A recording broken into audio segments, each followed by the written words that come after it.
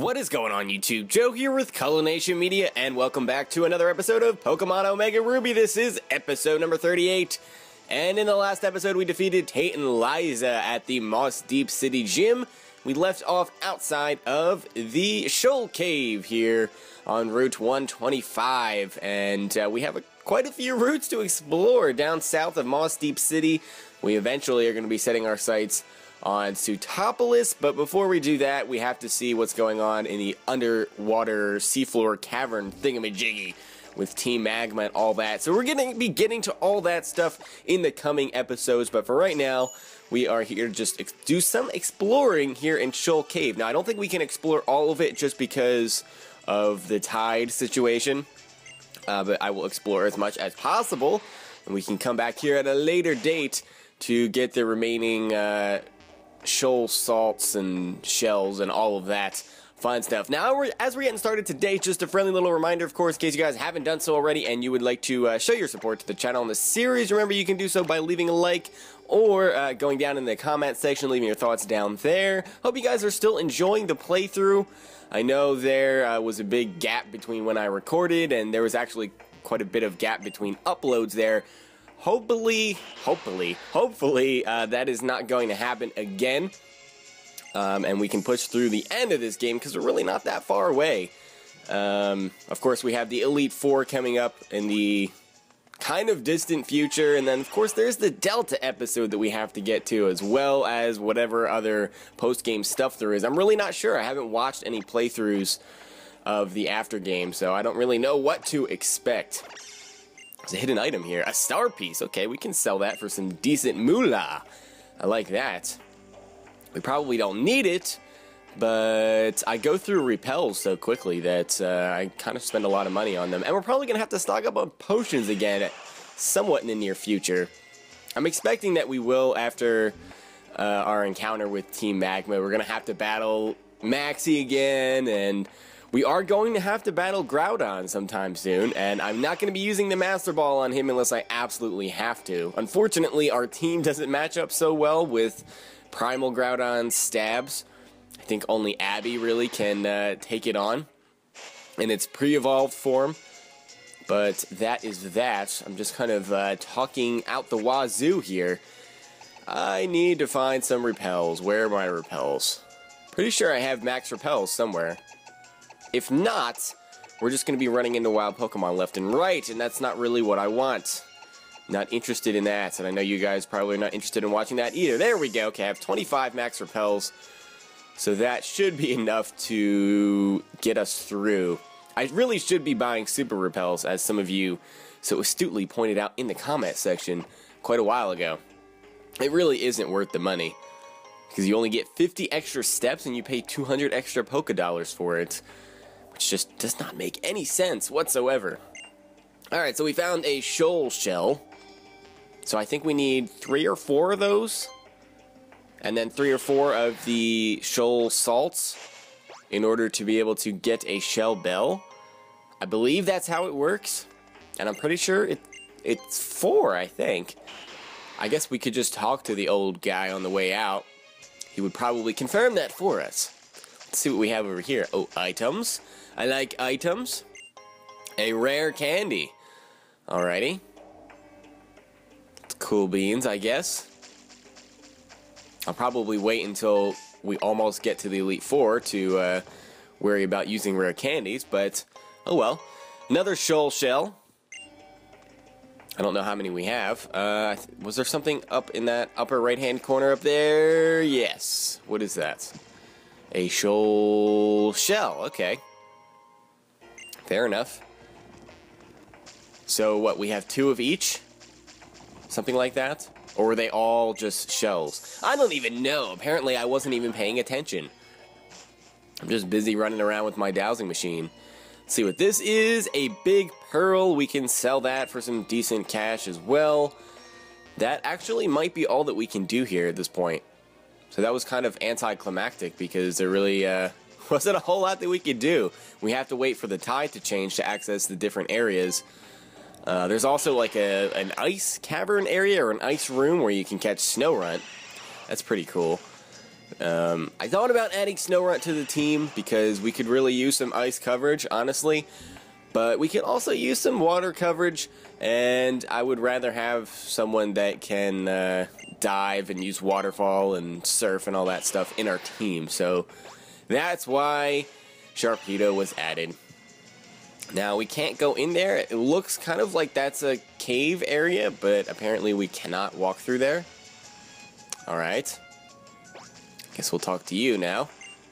If you bring me 4 each of the shoal salt and shoal shells, he can make a shell bell, and we can get new things every day, so we can just keep coming back to fill up our stockpile, I guess.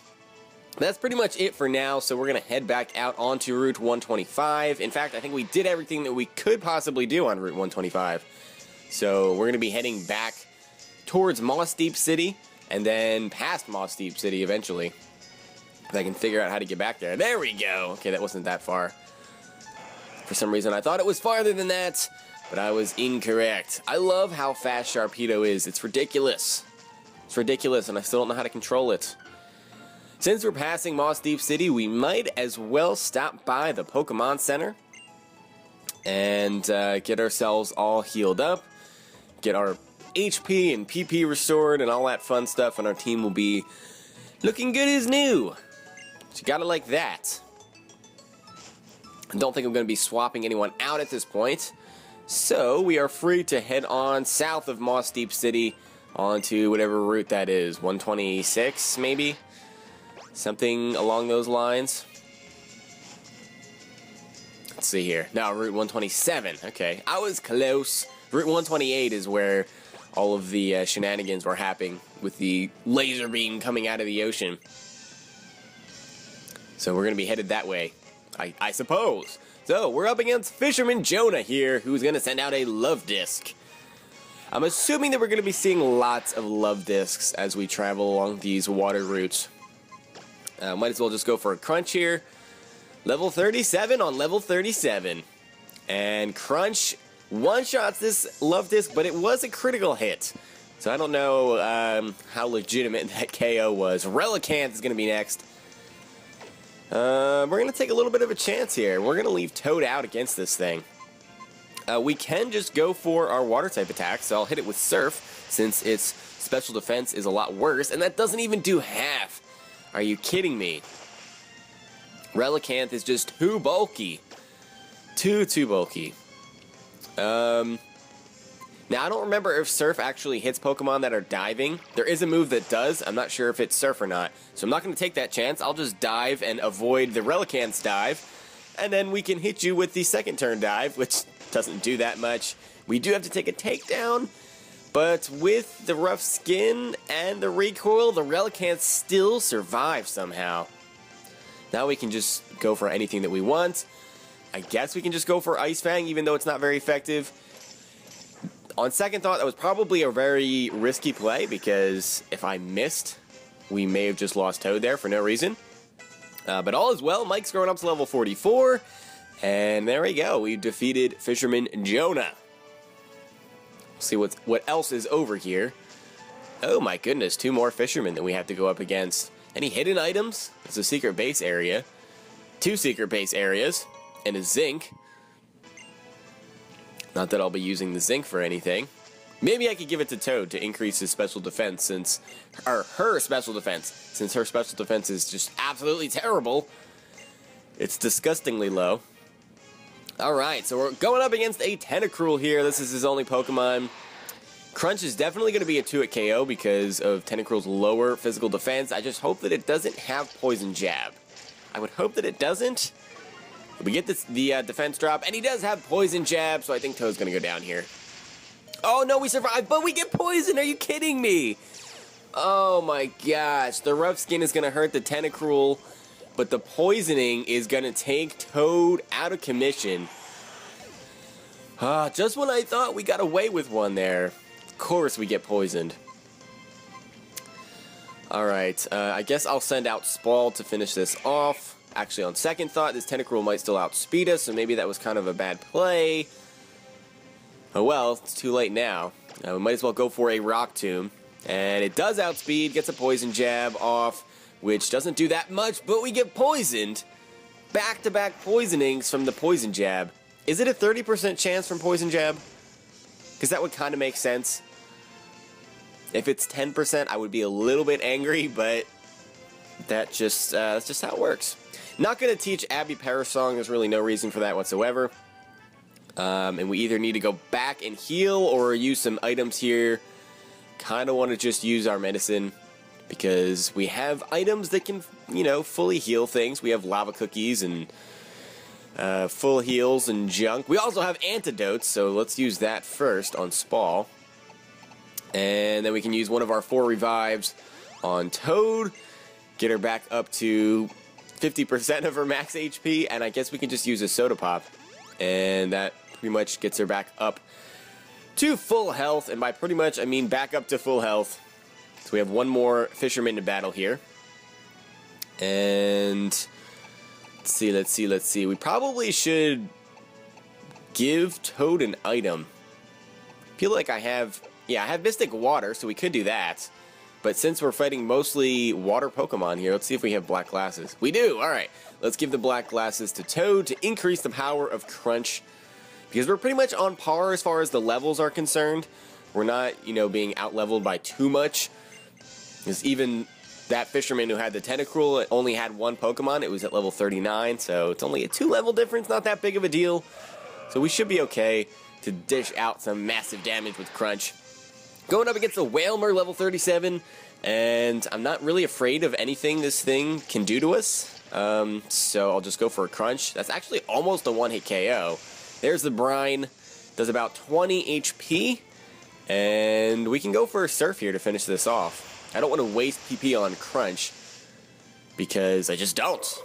Just not interested in that when Surf can do the job. We're probably not going to be using it too much, since there's pretty much all just water Pokemon here. Sharpedo is coming out next, and I don't want to have a Sharpedo on Sharpedo contest. I will send out Arc here, who hopefully can outspeed this thing. It is at level 37. I feel like we'll be okay here. I'll just go for a Draining Kiss. Yep, we do outspeed, and there's no way Sharpedo is taking that because both of its defenses are poopy, and we do get hurt by the Rough Skin. I forgot about that. Draining Kiss does actually make physical contact despite being a special attack because, it's a kiss. Guess I should have thought of that. Oh well. Alright, so that does it for that Fisherman there. I'm assuming there's some more trainers to battle, because I would really like to get Toad up to a decent level, like level 38 or 39 at least, before heading into the Seafloor Cavern. Here we go, an Ace Trainer, just chilling out in a water route. That's interesting. And this Ace Trainer doesn't even have Water-type Pokemon. What is this? Or maybe she does, just not the first Pokemon she sends out. It's going to be Snorunt, level 38. And we can go for a Surf here as the Snorunt shows off Protect, which is something that Snorunt gets via level up, so that's not even a TM move. We'll go for the Surf again here, and that does over half. Comes a Headbutt, which kind of does a lot. Wow. With Rough Skin, though, we're kind of in good shape. I kind of want to predict a Protect, so I'll go for Dive. No Protect. Okay, now he's going to go for Protect on the second turn. He's just spamming the Headbutt at this point. Oh, he doesn't even go for the Protect after I am clearly going to use Dive the second turn. But okay, Snorunt goes down, and we escape without Toad going down again, so that's good. Eric is trying to learn the move X-Scissor, which is decent coverage to hit other grass types. We already have Dual Chop for that. Don't know if I want to teach that to you. I kind of like both grass type moves that I have right now. I guess I could get rid of Leaf Blade, but I kind of like having it. So we're not going to teach X-Scissor. We can always teach it later via TM. Masquerain is coming out next. And we can probably send out Spall for that. And by probably, I mean that is exactly what we're going to do. We're going to send out Spall because a Rock Tomb is going to one-shot this thing, even after an Intimidate. I'm not worried at all.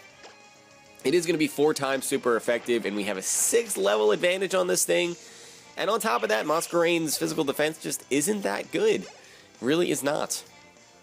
Alright, the last Pokemon we're going to see here is a Dusclops. So no Water-type Pokemon in this battle. That's rather interesting.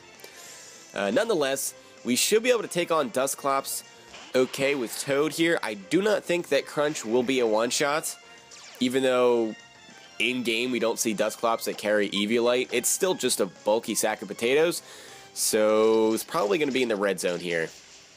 And yes, it does survive in the red zone, and it's going to kill itself with a curse. And we actually don't even take damage because that was the last turn of the battle. So thanks for helping us out and not making us waste a turn of PP, I guess, on one of our other moves. Arc is going up to level 45. Toad is up to level 38 as well.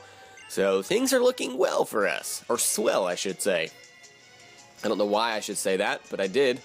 Oh, look, another Ace Trainer. Ace Trainers can even appear in the sea. Yes, even those who can't swim. What he was doing looked very dangerous. He was just, like, standing upright on his Pokemon. And I don't even know what Pokemon it was. Does Pitzer learn Surf? It might, actually. It just might. Alright, so level 41 Pitzer. I don't think I want to keep Toad out on that. So I'm going to switch in Mike here. Predicting a Bug-type move, hopefully. And no, he goes with a Fighting-type submission. Alright, I was expecting like an X-Scissor or something. Now the question is, do we go for Rock Tomb and try to lower its speed, or do we go for the kill with the Lava Plume? I'm going to go for the kill with the Lava Plume. In comes the Storm Throw, which has a 100% chance of getting a critical hit. Doesn't do 50% though, and we do get that Lava Plume off, which is a one-hit KO. So down goes Pitzer. Very curious if that Pitzer had Surf though.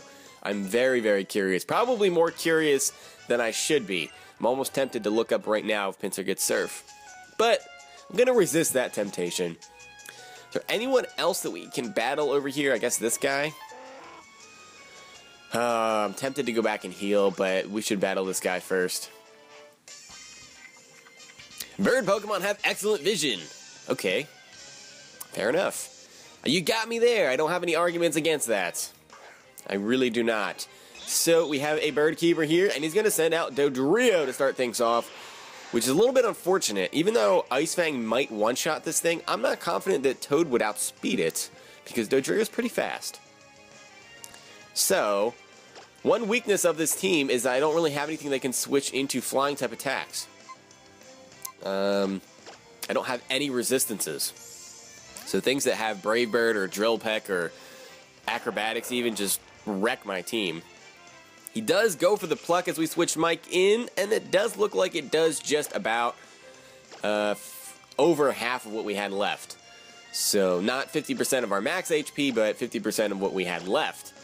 So we're going to be forced to use a Lemonade here. We should be able to take 2 Plucks, provided we don't get any crits against us. Just kidding. The Dodrio is going to go for an Acupressure and raise its special attack sharply. Going for the Acupressure again to raise its attack sharply. That could be a little bit scary. Now Pluck's going to do a lot of damage. And Rock Tomb doesn't even kill this thing. At -1 speed, Dodrio is still faster. Yeah, he does just go for the Acupressure again, though, for a 3rd time in a row. And his accuracy raises sharply. That's not going to matter, because he's just going to go down to a Lava Plume here. So that was rather interesting. It was an interesting choice. Mike's going to grow up to level 45. And no one else is growing up levels. Xatu is next. Toad should be able to take that on pretty easily. Xatu's physical defense isn't the greatest thing in the world, so we should be able to just crunch this thing, one-shot it, and call it a day. Though, hopefully we outspeed it. We do not outspeed it, and it goes for Confuse Ray. Alright, Toad, you need to break through the confusion here. Come on. Come on, buddy. Nope, he hits himself in confusion. Or, she hits herself in confusion. When am I going to stop calling Toad a guy? Not a guy. And we get hit with an Air Slash, and Toad goes down. That's what I get. That is what I get. I hate confusion. I really, really hate confusion. It is the bane of my existence. Those 50-50s, they just don't go my way too often. Alright, so I guess we can send out Mike now. We can go for Rock Tombs to lower its speed and have a good time. Should be a 2-hit KO. And, of course, the Confuse Ray spam is real. Now Mike is confused. Come on, Mike. Come on, buddy. Breakthrough. Breakthrough. Nope. He's going to hit himself in confusion. Does everybody on this team just hit themselves in confusion? And the Air Slash. So Confuse Ray Air Slash, increasing the chances of us not being able to attack. And we hit ourselves in Confusion a third time in a row. And Wish. This is the most annoying Xatu set ever. Wish, Air Slash, Confuse Ray. Breaking through the confusion, getting off a Rock Tomb finally. Not enough to take out the Xatu, though. I guess I'll just go for Rock Tomb again. He does go for the Air Slash. We should be able to take this. And we do with 9 HP, but we flinch. And the Xatu gets its wish. Are you kidding me right now? Are you kidding me right now? I can't believe that just happened. Oh my gosh, we hit ourselves 3 times in confusion. We finally break through, and then we get flinched by an Air Slash. And Xatu gets just about all of its HP remaining. I guess we could go into Abby, but I'm going to go into Arc here.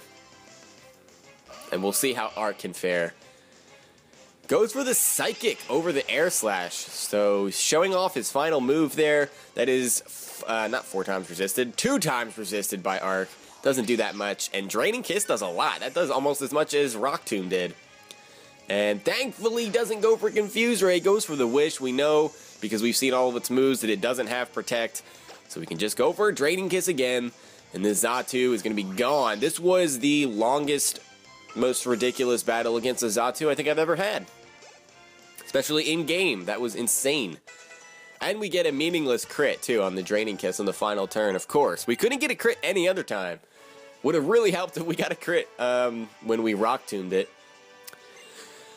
Oh, my goodness.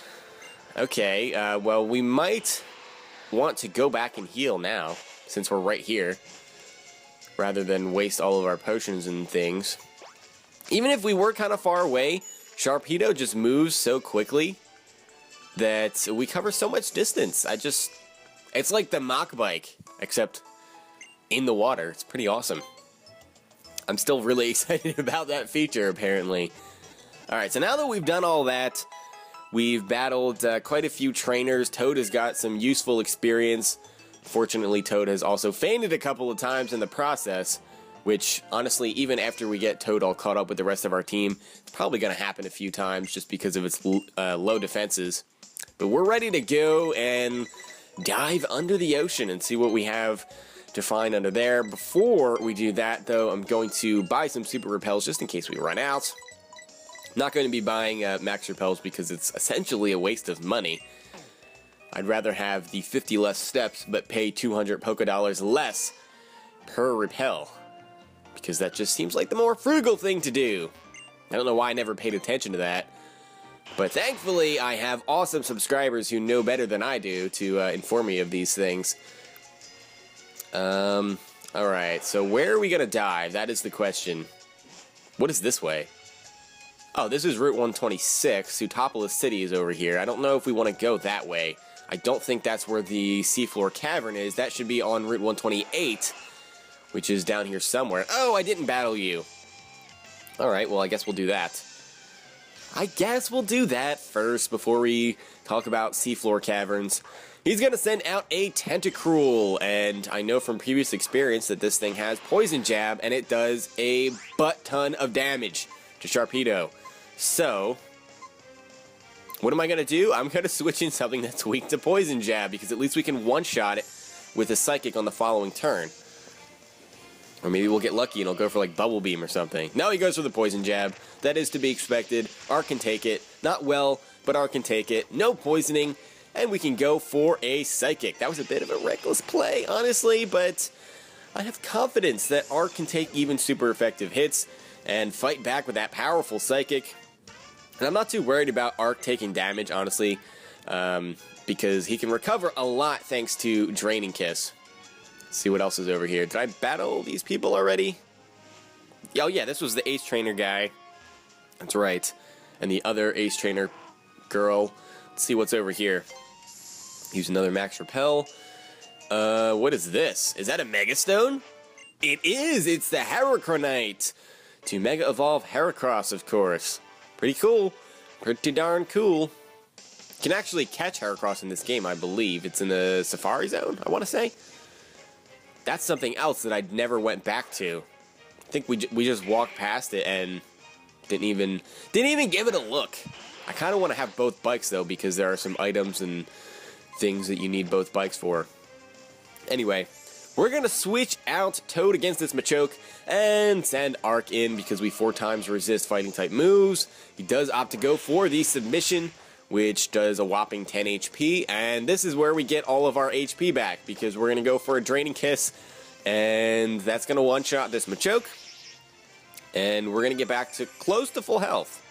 Actually, not even close to full health. We're gonna get back to full health. That's why I love Draining Kiss. You get back, what is it, 75% of the HP that you drain. Even though it has lower power than moves like Giga Drain, it just restores so much health. Alright, so Hariyama, level 39, coming out here. And we can take that out. I should have went for Psychic. I just clicked the A button too quickly. Hariyama is a fat sack of potatoes, and he's going to take that Draining Kiss, hit us with a Smelling Salt, which is unfortunate. But we're going to just take it out with a Magical Leaf the following turn, so it's not that big of a deal.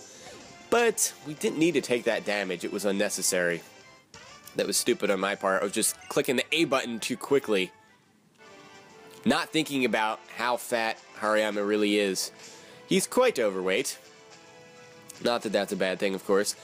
No hidden items over here, but there is a little area where we can dive, which is pretty interesting.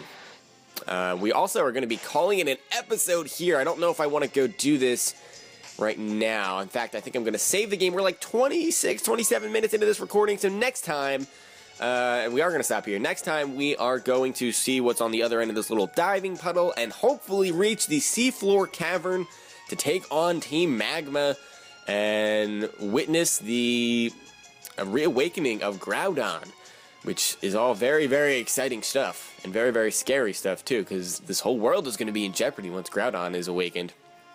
Anyway, like I said, that's going to be it for this time, so I hope you guys enjoyed this episode. If you did, please make sure you're leaving a like, rating, or a comment, or whatever you would like to do, and I will see you all next time. Until then, game on.